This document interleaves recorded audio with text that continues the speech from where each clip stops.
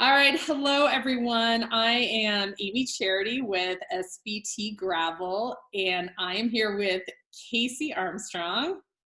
Yay! Kaysee is an amazing athlete, and she is also has a career and does some really cool stuff with kids. And so I am really excited to talk to her today about LeadBoat specifically, but also her racing background. And stick around to the end because we have some fun rapid fire questions that we're going to ask Kaysee. That she doesn't know any of the questions I'm going to ask her at all today. So she is winging it, but I'm sure that will be with no problem whatsoever.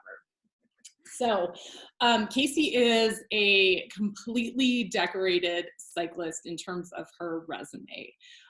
One thing when I'm researching about what Kaysee has done in the past is not only that she is a top step finisher in a lot of races, but the diversity of what she competes in. Some really cool events, not only in the US, all across the world. So we'll dive into some of those events.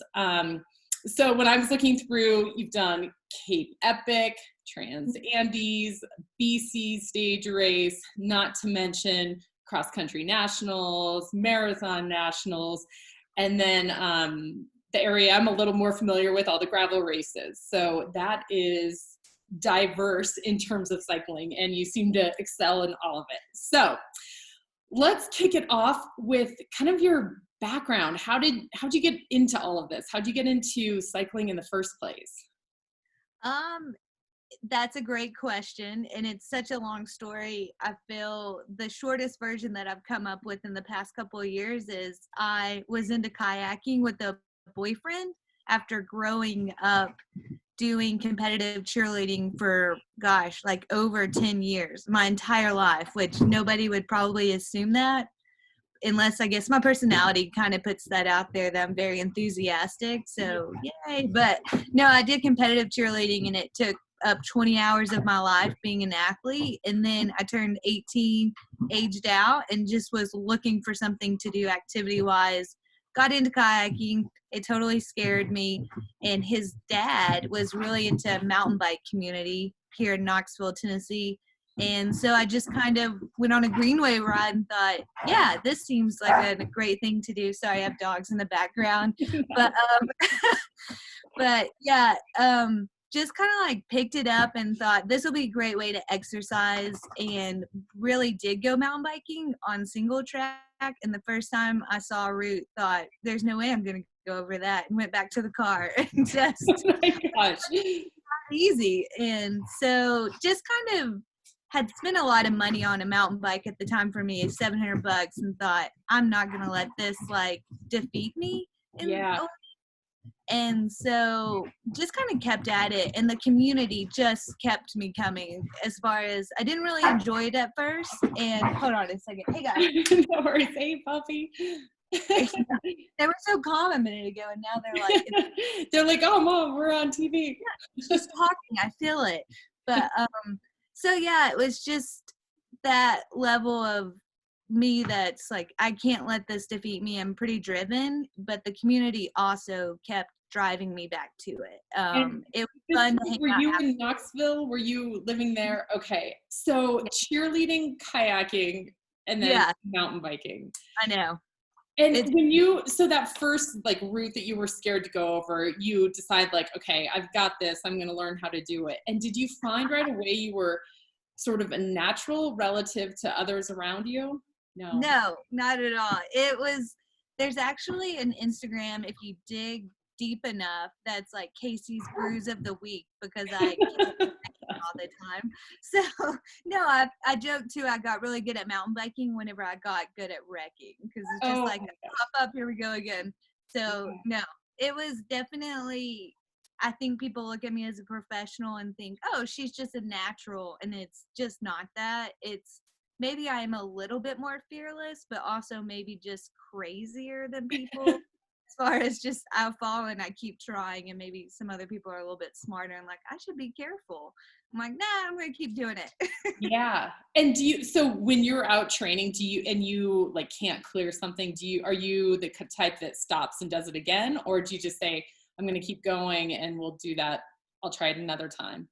Yes. So I actually, one of my most memorable moments of getting good at something was this like uphill obstacle at a local trail that just at the very top, it was really steep. And then you had to get over a root on top of it. Yeah. And I thought, I'll never get this. I'll never get this. And one day literally went out there and did it for like 10 times. And there was this older gentleman at the bottom just sitting at the bench.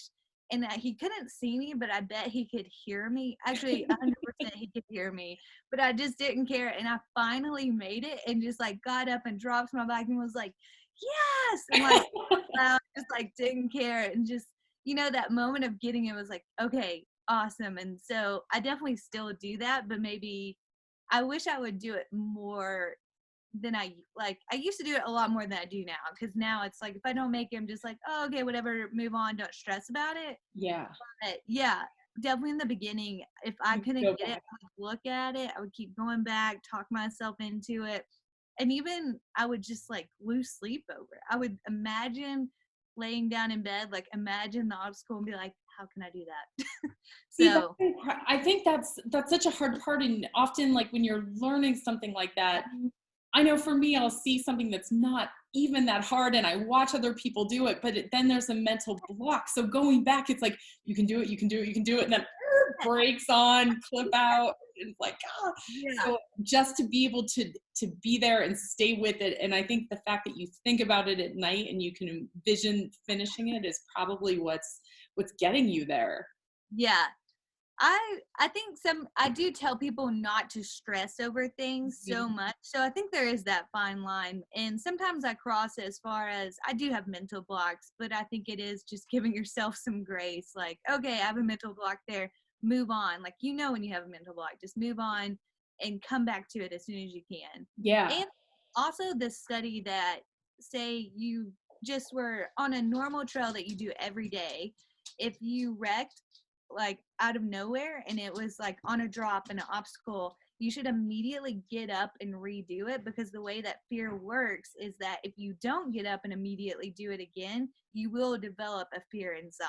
Yeah. So I do that now. It's definitely with local stuff, but obviously if I'm racing, it's just like, oh, okay, whatever. Yeah, you have to just keep going. God, that's incredible. That is such a good lesson for people to think through and just like nip it in the bud, really. Like just take care of it. Don't build a fear around it. Just go after it again.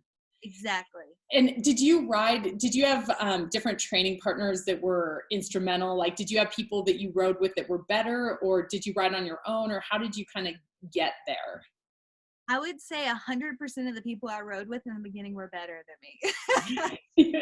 Yeah. And it's in today's biking community, I see a bit of this difference as far as, we tend to go with like all beginner groups or all medium. And I feel that is great. And it's a great way to feel comfortable, but also being uncomfortable will push you to be better. Like one of my best friends, Corey Rimmer, was my best riding partner, because if anything, he was way faster. He was better technically. All my friends were, all my guy friends were, all my girlfriends were, like everybody was better than me, but it definitely felt like it was okay to be slower. It was okay that they were waiting for me at the top, but also when I saw them do stuff, I was like, okay, I can do this. And I just remember being pushed to my limits, and I would just wreck all the time, to kind of be honest about it. I was like, oh my God, I was a loose cannon. But yeah, having people around you that are better than you will make you better. Because you see that they can do it. They're not doing anything different or unique. I had an old coach that used to always say, like, the people in front of you are not doing magic tricks. No. And I've always tried to remember that. What they're doing. And the best is try to explain it to you, you're like, ooh, that sounds like Spanish. Can you say that one more time? Also, how can I think about that while I'm doing it? Like, people are like, make sure your heels are down and you're in this body position. And then you go to the drop and your brain's just like, ah! Yeah. Yeah, I like the relax everything, and I'm like, I am relaxed, but you're just like A you're picture and you're like, I am. And you're like, no, no. totally. So, what was your first mountain bike race? Ooh, a local one that was here, local to Knoxville. It was called the Ocho 8 Hour. And I signed up with my boyfriend, his dad, and his brother. And it was a lap race. So, like, Uh-huh. one would go out and then the other one. And that was so much fun. I was nervous because I thought everybody's going to run me over. I'm going to be in everybody's way. And just, I'm going to let everybody else down on my team. But also, I just remember them coming in and I was like, okay, this is my moment. Like, I'm going to go out for my like 10-mile lap and it's going to be so enthusiastic and hard and it's going to be adrenaline rush. And it's like 1 mile in, you're all alone and you're like, oh, okay, I'm just on a bike ride. I'm riding now. Yeah, exactly. Back in and everybody's like, wow, you did it. And then you know, have beers and hang out and it's super fun. So Yeah. Yeah. And then when did you start to like turn the corner? Like, oh, I'm pretty good at this and this is something I can do for a career or I can really was it gradual or what did you just dominate a race or how did that all happen? I would say it was pretty gradual as far as a lot of other people definitely believed in me being a good cyclist before I did. They were just saying, you should go do this race. And as you can see, I just kind of say yes to all the races, and I was no different back then. One of my first mountain bike races was Shenandoah 100, which is a 100-mile mountain bike race. Oh man, that's not I short. don't know if anybody should do that in their first 2 or 3 years of mountain biking, but I was convinced to go do it, and I did it, and that was great. And I ended up getting, I think, like fifth, which in the NUE series was really good at the time. And I thought, oh, I beat all these ladies, and that was really fun. And I did better than everybody else thought I would. And then I started doing collegiate cycling. And my very first year, I got second place. And that was a pretty big shocker at nationals. I remember coming through, and the announcer was like, Kaysee Armstrong, who is this? And I was like, I don't know. So, Your breakthrough race then. I would say that one, the second place one, was definitely at nationals, was maybe a light in my own eyes, like, oh, okay, I can do this. So, Yeah. and then I set bigger goals for myself as far as, oh, I should try to win nationals, you know? Yeah. So, And you eventually did, right? yes, oh, it was so good. The next year after getting second, I actually have really bad asthma and had an asthma attack and got, everybody really thought I would win. I had such a great year at conference and I was feeling super confident. Like I thought, oh my gosh, I'm going to win nationals this year. And no, I got like sixth or seventh and that wasn't really great. And I was very disappointed. But then the next year it was like, I won short track, the XC, we won the team relay. I got like fourth in downhill and second in dual slalom. Like it was pretty fun. And that was my last year. So I was like, this is your last chance. And I thought, don't put too much pressure on it. And just, it all worked out. It was really great. So, And that, yeah, and having some of that, finding success in it after you've worked really hard and like grown through the rankings, that's when you get excited about it, motivated, and you realize like, oh, there might be something here. So yes. that's great. So you do a lot of these amazing like your trans Andes and like Cape Epic. Like how did you first get into these? Which one is the like your favorite? You probably can't pick a favorite because these are all incredible places. But how did you get into this stage racing for mountain biking? And what are some of those? So I never had gotten to travel internationally or really get to travel that much growing up at all. And so my graduation present to myself after grad school and like winning nationals was to go to Trans Andes Challenge. So I like just paid for it myself, you know, and it was like a present.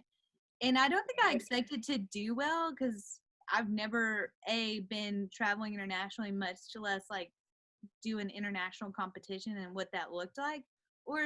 I think I had done like a local stage race, Pisgah stage race, and that was really difficult. But I knew from that I love that format as far as I want to race every day, like wake up, race, hang out with everybody that done the race. So I love that part of stage racing. So I thought, why not treat myself to go to Chile in South America and do this? Amazing. Yeah. It was that was definitely like an eye opener as far as I got second there my very first year. But I think the eye opener there was just this is what I want. Like Yeah. I don't know how to make this happen, but I really want to keep doing this. Like I don't want this to be the end of it for me, you know? That's So amazing. And just to have another great race there and do that on your own, and yeah, you're ready to roll. and make so many friends. That was great. And then, yeah, I think the next year, right after that, I just started signing up for all the stage races. Like I did that again, won it, did BC bike race, did Breck Epic, just all of them. And then actually, because I did so many stage races, I was not on Live Racing or even part of a pro team, but Live gave me a bike. And they actually, the next year, which everybody has probably kind of heard about, is Live Trail Squad. They took a bunch of girls, amateurs to Cape Epic. So they called me up and they're like, we need a pro team to mentor these girls. Would you be interested? That's a dream come true, duh. Sign me up. Yeah, exactly. Ever since I've been with Live Racing. So it's been pretty incredible. Oh, that's awesome. So I want to talk a little bit about how, so you do all of these, you've had incredible results at some of the national level stuff. Collegiately, you swept the field. You've done these mountain bike stage races. And then you started to dabble in gravel as well. And not only dabble in it, like win for at least the past 2 years, Rebecca is correct, and like all the stages. And so what do you see as the biggest difference when you're racing in like a gravel race versus a mountain bike, whether it's your one day like cross country nationals? Like what I want to understand, like skill set difference, but then also the mindset, the culture, like what are the differences of those races? So I think what I love about gravel is what I love about mountain bike is the culture. It seems very similar in the fact of it's very light-hearted at the end. Everybody's very kind of competitive and have their own individual goals within the race. Yeah. But we get to the end, professionals and amateurs will share this camaraderie and they enjoy it and they get to talk about it. And so I enjoyed that part about gravel because at the end of the day, I love just riding my bike with friends and, you know, enjoying that experience with other people. So I get that out of gravel. As far as skills, it is totally different. And that is a challenge for me because 6 years ago or 5 years ago, there's maybe even less. It might just be 3 or 4. Either way, there's an interview with Tom Parsons after I won Transylvania Epic, and he was just asking how I got better at gravel climbing because I was so notoriously bad at it the year before that I lost the race. And What's I, the secret? yeah, he said, well, what did you get better at? I said, well, I just started doing gravel road climb or like gravel climbs all the time at home. Like, I don't know. It's like if you want to get better at something, you just keep doing it over and over. Yeah. But also, I found myself enjoying it a little bit more. Yeah. Yeah, it takes this extra fitness that you don't have in mountain biking as far as that constant pedaling and the little bit of the roadside comes into it. But I totally enjoy it. I think what puts me a little bit more ahead of like a road racer coming into gravel is the skills and the fearlessness that I have from mountain biking as far as cornering, handling loose terrain, being able to read the terrain a lot faster than a lot of people. That helps so much because, you know, in mountain biking, we're constantly like, dodge that tree, there's the rock, there's the line. How do you read this, you know? Right. And in road, you are certainly reading stuff, but you're reading it in a totally different way. You're looking at tires, you're dodging stuff, and of course you're cornering, but it's different, you It's know? totally different. I see that again and again. The more technical races, or you take something like a Mid-South this year that was a mud year, the cross Yeah. races really dominated, and you can ride next to them and have the same power numbers, but they are picking a better line. And I've seen that a lot, and I think that's probably true in Rebecca's race as well. Yeah. Dirty Kansas also. I think that there were some early on rooted areas where there were people, like you see the I shouldn't call it the roadies, especially being one, but like flying off to the side and the mountain bikers just charging ahead at a really fast pace. So Yeah, it's being interesting to able pull to them together. handle, like, going over stuff, like, I'm able to look at rocks and be like, "Okay, this is how my wheel's gonna flow over this," versus if you're not used to it, how are you gonna know? So you're gonna freeze up and do maybe everything counteractive to what you should be doing, you know? Yep. So, Yeah. And what do you think? So the difference when you see like a mountain bike race is kind of a time trial and then technical skill. What do you think of the pack racing and some of these where like the beginning of a Dirty Kansas, for example, the first 30 miles, I would say is I call it a crit. Like it's, you know, a full on elbow to elbow dog fight, full speed power. How do you sort of get used to that and how do you fare in that type of setting? it is different dramatically in the fact that you are in that group, and it is scary for me at first because I don't know what other people are gonna do. And in mountain biking, you trust yourself, and it's all on you basically to pick the right lines, go your own speed, and yeah, it's different, but I really like it because in a way it pushes me because I'm constantly trying to keep up with people, or it's nice to look over and see my teammate and be Yeah. like, "Oh, this is silly." And We're still after here. like DK, you get to see the sunrise, and that's really nice to enjoy with people whenever you've been on the bike having mud thrown at your face for an hour already, and then you're like, "Oh, look at that sunrise." Yeah, definitely. These little silver lining moments, the horses running by, or like you see this Yeah. great barn and it starts to spread out a little bit. Yeah. In 200 miles on your mountain, well, just like if I did DK 200 by myself in no group setting, it would just kind of drag on versus DK 200 with a bunch of people. You're constantly mentally driven from other people. You know, Yeah, you're constantly looking around like, oh, they're doing that, or you're distracted in a way from all the, totally. Yeah. you know? And yeah, and the fact that you have such good bike handling skills that even if people are unpredictable, you can react quickly to make sure that you're staying upright and you can Yeah. avoid a lot. So that's probably that really comes in handy having those skills from mountain biking. Yeah, I would definitely agree with that for sure. That's great. So let's jump into LeadBoat. One of you were, I think, my first phone call, and that was we were trying to decide if this was a good idea, basically to do LeadBoat. Would we have anyone interested? And so if for those of you who don't know what LeadBoat is, it's doing the Leadville mountain bike 100-mile ride on Saturday, which can take the fastest people around 8 hours. It goes up, I don't know what the cutoff is, but it's a very long, challenging ride. And followed by SBT Gravel, which is a different bike the following day, and it starts at 6:30. That's a 144-mile gravel race. So we were sort of tossing around this idea with the Lifetime team of could we do this? Would anyone be interested? And there were 4 of us, and we all had a couple of people that we thought that we would call and say, like, let's just gauge their interest. Let's see if anybody would actually sign up for this. So Kaysee was on my list to call, and I pick up the phone. I'm like, I think you were at a bike race. You were somewhere. You might have just been, you were probably on the start line somewhere. And I was like, Kaysee, it's Amy, and I have an idea, I have a challenge for you. And I don't even know if I finished like saying what it was. And you're like, I'm in. Yeah, for sure.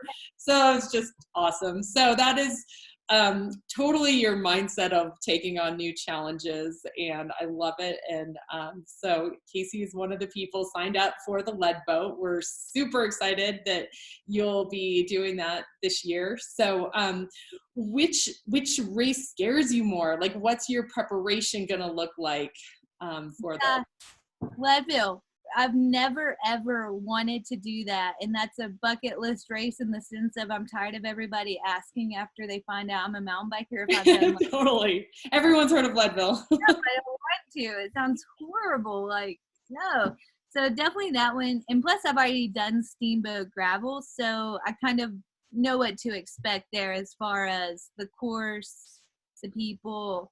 I mean, once you do a race, you do have a little bit of a expectation, a little bit of a fear ticked off. Like, okay, I do know what to kind of expect. Leadville, literally no idea. I don't even know what it looks like. I'm terrified. So that one will be fun for sure. And yeah, it's so weird to me too, because you called on it wasn't a starting line. I just finished the Arkansas, the Bentonville Epic. And Oh, yep. I wasn't like really in the best mental space about racing. If anything, I was just super pumped that off season was here. And you called me up and you were like, I have this really dumb idea. And I was like, sounds like a great idea. I mean, if I'm going to do Leadville 100, might as well just make it even more epic, you know? So it's funny to me that I was more drawn to it with a 2-day aspect than it just being a standalone race. So I was like, yeah, that seems really challenging and pretty fearful that I could not finish that. So yeah, sign me up. This is in your wheelhouse for sure. Like, you're used to stage racing, you're used to getting up day after day after day for Yeah. long endurance stuff. So this is right up your alley. And you've proven to do well in long mountain bike races and in gravel races. Yeah. So I think this really suits you, this challenge. So it'll be fun to watch. So anything unique you're doing to prepare, or is just your like racing that you'll do this summer will be the preparation for it?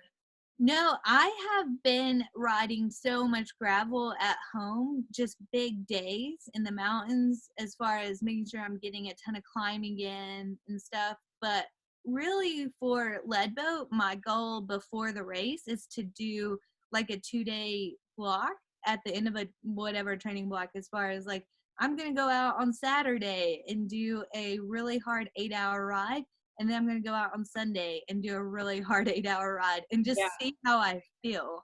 Just, That's I perfect. don't think I can simulate the race, but as far as getting that mental back-to-back day, 8 hours, I think that'll be good going in like, okay, I've done that, so this is the pace I should be holding.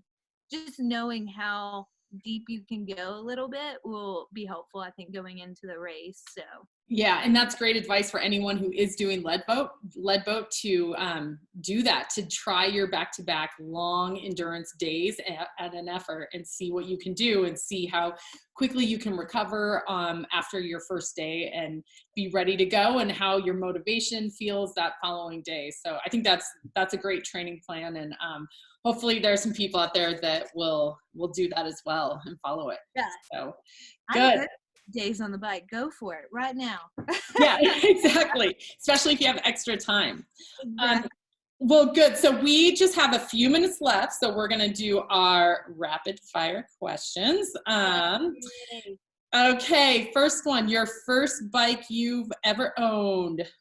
Gary Fisher 26-inch, don't know the name, but it was crazy. Oh, nice. Was that your several, like, less than $1,000 first mountain bike? Yeah.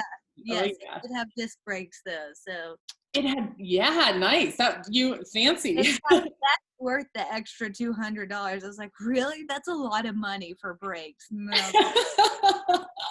Totally. We have no idea when you first get into this what these things cost. Awesome. All right. Your favorite sport to watch? Tennis. Oh, nice. Yeah, excellent.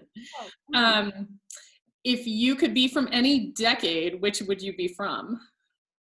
I love being from the 90s. I don't really have another one that I like yet. So You don't pine over like the 50s or anything. The 90s kid. Yeah. Not that fancy yet. Awesome. Okay. Well, I think we got a little introduction, but current pets. Dale, my red-bone coonhound, and then Annie Mae, my cattle dog. Annie, come here. Hurry, say hi. Oh, hello. Amazing that they can be part of this. Yes. Your favorite food indulgence? I love every food but pizza. I love pizza, you know. Excellent. You can't go wrong with pizza. No, it's so even sad. on your big riding days, pizza can be good. Oh yeah, definitely in the middle of the ride. Totally agree. just we'll put this one in there. If you go to a gas station in the middle of a long ride and there's a corn dog sitting there, you should grab it. It's so That's amazing. I think that it's so funny when people are worried about what they eat on the bike. And I'm like, if you're doing a long day, like hamburgers are fine. yeah, I promise you that granola bar is not going to satisfy you in the way that That I hope everyone hears that loud and clear. That's great advice. Okay, your most played song on your playlist right now. Oh, that's good. Dolly Parton's Sweet Home, or My Mountain, Tennessee Mountain Home. That's what it is. Dolly Parton, Tennessee Mountain Home. Oh, I don't like know why, but ever since the Dolly Parton podcast, it's just a feel-good song. Sometimes I'm in the shower, I'm like, I'll play that. And then with my boyfriend, I'm like, will you play my song, please? Oh, I love it. Everyone check it out. It's a motivational song here.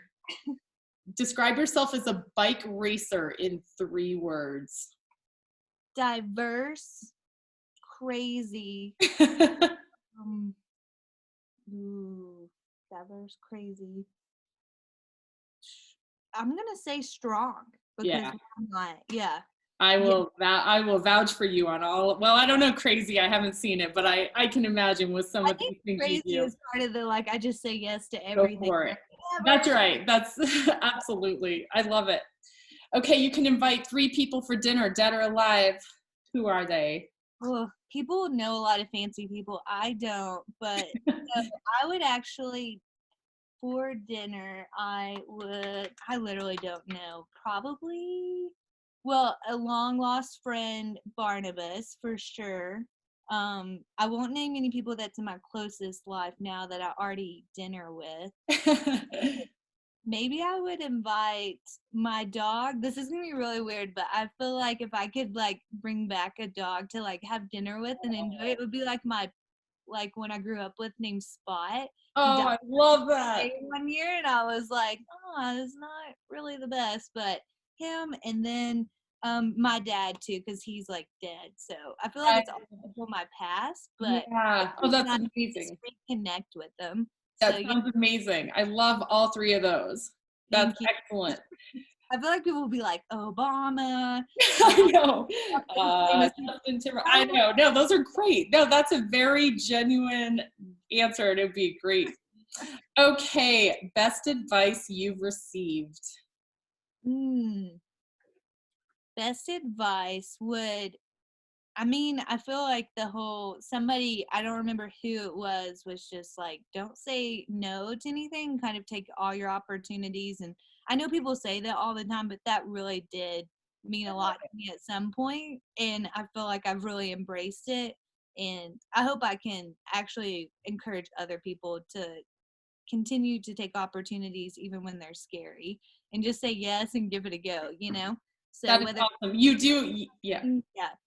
You do. You live that on, like you're saying yes to races, but also giving it a go on something really challenging, clearing something, going to South America on your own, not on a whim, but just totally unplanned. So that's incredible, and you definitely live that way. So that's great. I love it. Well, those are my questions, and I think you've offered so much great insight that people are really going to learn a lot from this, and just like a great way to live, not only specific to bike racing, but in general, how you approach things is really, it's inspirational. Racing with you has always been great. You're one of my favorites for sure, because you have a good attitude, you have a smile on your face. Yeah, just like incredible. You're inspiring to other women. So thank you for that. I cannot wait to see LeadBoat and how that all pans out for you, because this is right up your alley for a race. Thank you, and thank you for considering me for it. Always, you're top of the list. So that is it for our interview with Kaysee Armstrong, an incredible athlete in person, and thank you for taking the time to chat with me. And I think a lot of people will learn a ton from hearing what you have to say. Thank you so much, Amy. Okay, have a great day. All right, bye. Kaysee.